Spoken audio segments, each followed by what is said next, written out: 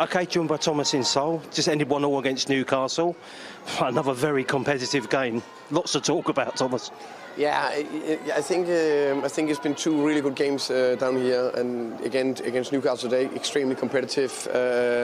Fantastic test for us. A lot of good things to take away from the game, but also a lot of things we like to do better and improve. I think we started really well, really aggressive, scored a very good goal from Brennan.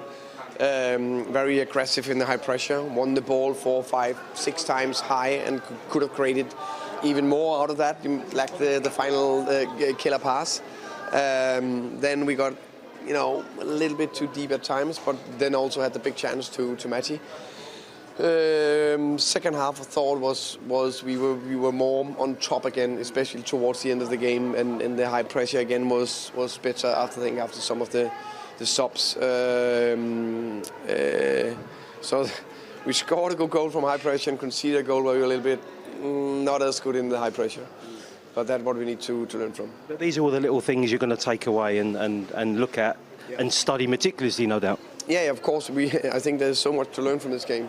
And I'm actually happy that Newcastle at times made it a little bit difficult for us in the high pressure. But also at times we've shown that we can win it high and go the other way. So we take the positive out of it and we will adjust the bits that didn't was top. You'll take the positives out of it, but there is one overriding negative, unfortunately, and that's that Madders has got stretched off 2 minutes from time. I mean, you'd have been in the dressing room. I mean, what do you know? Yeah, I would say that today's game is a perfect picture of life and football. That life, football here can be so brutal and so beautiful. So brutal with matters that most likely have a bad injury. Need to be honest to that. It was the same knee as the previous injury. Of course, we don't know the full assessment of it, so we need to see that. And then so beautiful with what happened to Sonny from his teammates, the fans, Newcastle players that showed fantastic respect. So that's life and football in one situation. Yeah.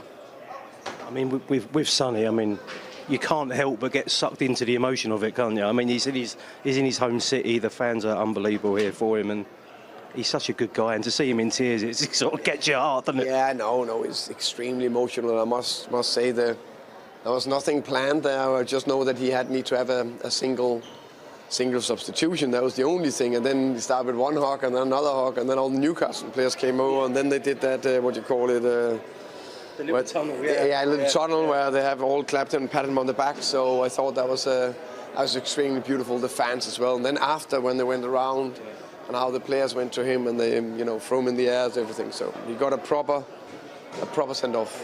Fascinated to know what you said to him when he came off, because obviously, I mean, he's come off. There's 60,000 people in here, and that's the moment, isn't it? What did you say to him? No, not too much, just well done. Staying in that, there's not too much to say there. He needs to absorb it all. A fantastic, beautiful moment. I hope he will look back at it. Yeah. Okay, look, that's 8 days in Asia. How have you enjoyed it? What have you got out of it? And then lots to look forward to as well. Yeah, I think very pleased with 2 good competitive games. I think it gave us a lot of answers, showed us a lot of good bits, showed us also what we need to work on. Some really positive performance also individually from players that, okay, that's good.